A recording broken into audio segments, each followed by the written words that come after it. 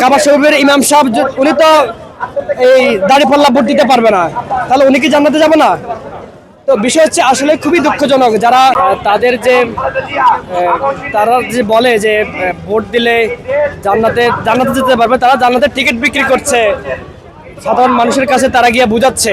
তো এখন আমার কথা হচ্ছে যে তারা তো এখন একটি জোট করেছে, তো জোটের তারা তো সারা বাংলাদেশে কিন্তু তাদের মনোনয়ন দিতে পারে নাই। তো যেখানে যে আসনে তারা মনোনয়ন দিতে পারে নাই, তাহলে ওই আসনের সাধারণ মানুষ কি জান্নাতে যাবে না?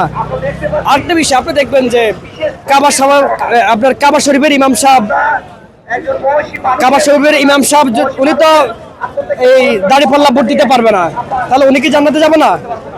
তো বিষয় হচ্ছে আসলে খুবই দুঃখজনক, যারা এই আন্দোলনের ক্ষেত্র তৈরি করছি কিন্তু আমরা গত 17টা বছর আমরা এই আন্দোলনকে ফসল লাগিয়েছি এবং এই আন্দোলনে আমরা জেল খেটেছি, মামলা খেয়েছি, কারাবরণ করেছি এবং আমরা বিভিন্ন সময় নির্যাতনের শিকার হয়েছি। নির্বাচন কমিশন যে নমুনা ব্যালট যেটা আমরা দেখতে পাচ্ছি, যেটা আর কি পাবলিসিটি মানে পাবলিকের সামনে যেটা আসছে, সেইখানে আপনি দেখবেন ধানের শীষের প্রতীকটা, সেই ধানের শীষের প্রতীকটা হচ্ছে একটা ব্যালট পেপারে মাঝখানে এক কর্নারে এই ব্যালট পেপারটা যখন ভাঁজ করা হবে একেবারে এই ধানের শীষের মাঝামাঝি পর্যায়ে এই ভাঁজটা পড়ে। আমাদের প্রতিবাদের জায়গাটা হচ্ছে আপনি বাংলাদেশ জাতীয়তাবাদী দলের এই ধানের শীষ প্রতীক, এটা কোনো মানুষের প্রতীক, এই দেশের সাধারণ জনগণের প্রতীক।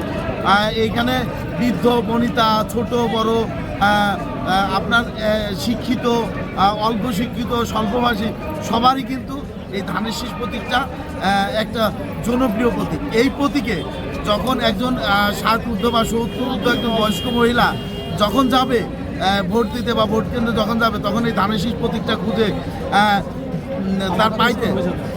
তার এই ধানের শীষ প্রতীকটা খুঁজে পাইতে তার একটা অনেক বড় প্রেশার নিতে হবে।